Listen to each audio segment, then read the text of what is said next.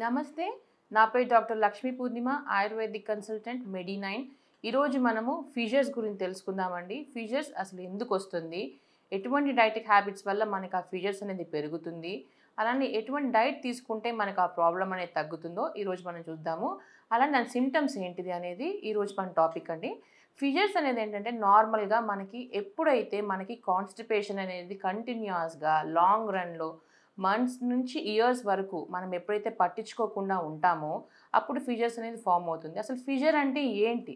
Fissures అంటే ఏంటంటే నార్మల్‌గా గూడా మనము ఎప్పుడైతే కాన్‌స్టిపేషన్ లాంగ్ రన్‌లో ఉండి, మన ఫీకల్ మ్యాటర్ ఎప్పుడైతే స్టోన్ లాగా ఫార్మ్ అయిపోతుందో, అప్పుడేంటంటే ఆ పర్టిక్యులర్ పర్సన్ ఏంటంటే కంటిన్యూయస్‌గా స్ట్రెయిన్ చేయడం అనేది జరుగుతుంటుంది. అలా స్ట్రెయినింగ్ ప్రాసెస్‌లోనే మన మ్యూకోజా అనేది మనకి యానోరెక్టల్ దగ్గర ఉండే మ్యూకోజా ఏంటంటే చాలా సెన్సిటివ్‌గా ఉంటుందండి. అటువంటి మ్యూకోజా మనం కంటిన్యూయస్‌గా ఆ స్టోన్ ఫార్మ్డ్ ఫీకల్ మ్యాటర్‌ని కంప్రెస్ చేస్తుండడం వల్ల మనకేంటంటే చిన్న పగుళ్ళలాగాను, గీతల్లాగాన గీసుకొని పోయినట్టుగా మనకి యానోరెక్టల్ రీజియన్ మ్యూకోసా దగ్గర మనము చీలికల్లాగా చూస్తుంటామనమాట. ఈ చీలికల్నే మనము ఫిషర్స్ కింద తీసుకుంటుంటాము.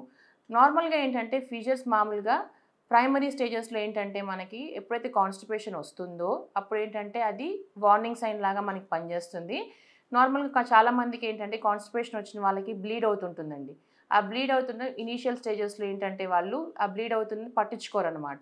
కంటిన్యూయస్‌గా అలా బ్లీడ్ అవుతున్నా కూడా మీరెప్పుడైతే కాన్‌స్టిపేటెడ్‌గా ఉండి కంటిన్యూయస్‌గా స్ట్రెయినర్స్‌గా మీరు ముక్కి ముక్కి వెళ్తుంటారో అప్పుడేంటంటే ఆ ఫిషర్స్ అనేది ఇంకా పెరగడం అనేది స్టార్ట్ అవుతుంది. యానోరెక్టల్ రీజియన్ దగ్గర మనకేంటంటే ఆ మ్యూకోజా కంపల్సరీ ఏంటంటే ఆ రబ్ అవ్వడం వల్లనే మనకి ఆ ఫిషర్స్ అనేది ఫార్మ్ అవుతుంటుందనమాట. ఈ ఫిషర్స్ ఉన్న వాళ్ళలో ఎటువంటి లక్షణాలు ఉంటుంది అంటే మీకు మోషన్‌కి వెళ్ళిన కొన్ని గంటల వరకు కూడా ఏంటంటే మీరక్కడ మండుతున్న ఫీలింగ్‌లో ఉంటారనమాట. వెళ్ళాలన్నా కొంతమందికి పెయిన్ గూడా వస్తుంటుంది. భయమేస్తుంటుంది. ఇలా కొంతమందిలో ఏంటంటే ఇనీషియల్‌గా స్టార్టింగ్ స్టేజెస్‌లోనే మీరు మోషన్‌కి వెళ్ళాలనుకున్నప్పుడే మంట ఉంటుంది. అలా లేదు అనుకుంటే వెళ్ళిన తర్వాత గూడా మీకు మంట అనేది ఎక్స్‌పీరియన్స్ చేయడం అనేది జరుగుతుంటుందనమాట.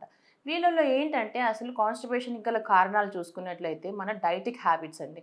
మనం నార్మల్‌గా ఏంటంటే ఎక్కువ స్పైసీ ఫుడ్ తీసుకోవడం వల్ల గానీ, నాన్ వెజ్ ఎక్కువగా తీసుకోవడం వల్ల, మళ్ళేంటంటే ఆయిల్‌లో ఫ్రై చేసిన వస్తువులు తీసుకోవడం వల్ల, ఎక్కువ ఫ్యాటీ ఫుడ్ ఎవరైతే తీసుకుంటూ ఉంటారో కంటిన్యూయస్‌గా వాళ్ళలో ఏంటంటే డైజెస్టివ్ ప్రాబ్లమ్స్ అనేది చూస్తుంటామనమాట.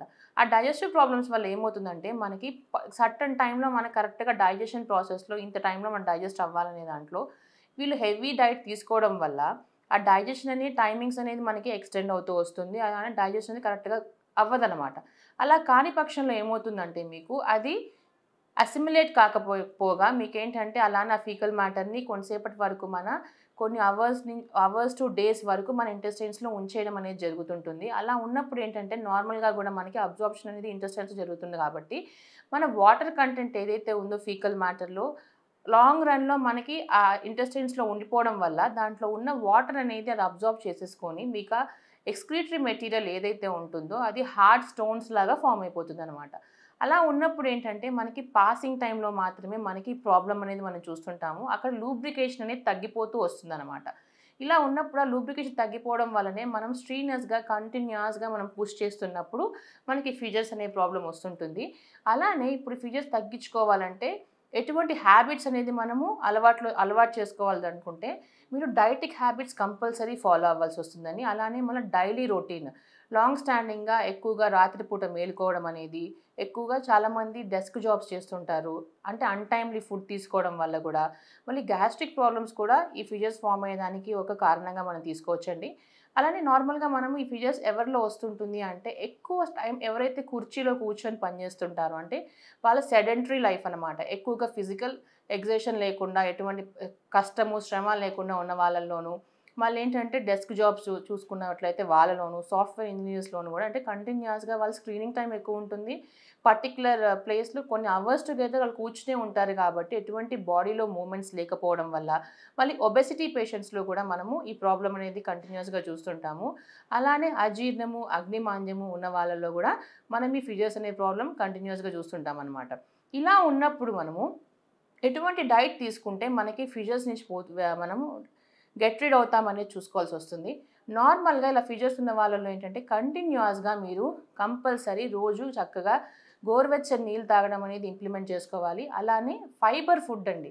ఏదైతే మీరు చక్కగా ఆకుకూరలు, పండ్లు అలాంటివి కంటిన్యూయస్‌గా మీ డైట్‌లో గాని తీసుకున్నట్లయితే మీకు ఫైబర్ కంటెంట్ ఎక్కువయ్యి మీకేంటంటే కాన్‌స్టిపేషన్ లేకుండా ఈజీగా మోషన్ అయ్యేవి జరుగుతుందనమాట. అప్పుడేంటంటే మనకి ఫిషర్ ప్రాబ్లమ్స్ నుంచి చాలా వరకు మనము తగ్గించుకోవచ్చు. అలానే ఏంటంటే చాలా వరకు జావలు లాంటివి గూడా మీరు ఇంప్లిమెంట్ చేసుకున్నట్లయితే ఈజీగా డైజెస్ట్ అవ్వాలనమాట. అలాంటివి మనము ఫుడ్‌లో డైటరీ హ్యాబిట్స్‌లో తీసుకుంటుండాలి. కంప్లీట్‌గా స్పైసీ ఫుడ్, ఫ్యాటీ ఫుడ్ అనేది మీరు అవాయిడ్ చేయాల్సిందండి కంపల్సరీ. అండ్ నాన్ వెజ్ కూడా. ఇలా చేసినట్టయితే ఏంటంటే మీ డైజెస్టివ్ పవర్ పెరగడమే కాకుండా మీకు ఆ బాడీలో అసిమిలేట్ అవ్వడం స్టార్ట్ అవుతుంది. మళ్ళీ ఫిషర్ ప్రాబ్లమ్స్ అనేది మీరు చాలా వరకు తగ్గించుకోగలరనమాట. ఇలానే మనం ఆయుర్వేదంలో చూసుకున్నట్లయితే మనము ఇంటర్నల్ మెడికేషన్స్‌తో పాటు ఎక్స్‌టర్నల్‌గా గూడా మనము మాత్రావస్థి అనే ఓ చిన్న టెక్నిక్ లాంటిది చేస్తుంటామండి. దీనివల్ల ఏమవుతుందంటే అక్కడ ఏదైతే మీకు ఫిషర్ ఫార్మేషన్ ఉందో దానికి డైరెక్ట్‌గా మనం యానోరెక్టల్ రీజియన్ నుంచి ఒక సర్టెన్ మెడికేటెడ్ ఘీ కానీ, ఆయిల్ కానీ మనం పంపించినట్లయితే మనకి ఆ లోపల ఆ పగుళ్ళనేది క్రమేణా తగ్గుతూ వస్తుంది. దాన్ని సిట్టింగ్స్ లాగా గూడా మనం చేసుకుంటూ వస్తుంటాము. పేషెంట్ కండిషన్‌ని బట్టి ఎన్ని డేస్ అనేది మనము అప్పుడు గమనిస్తామండి. ఎన్ని డేస్ చేయాలి ఏంటి అని. అలా ఉన్న దాంట్లో ఏంటంటే ఇటువంటి వాటి గురించి మీరు ఇంకా తెలుసుకోవాలంటే మెడినైట్ కన్సల్ట్ చేయండి.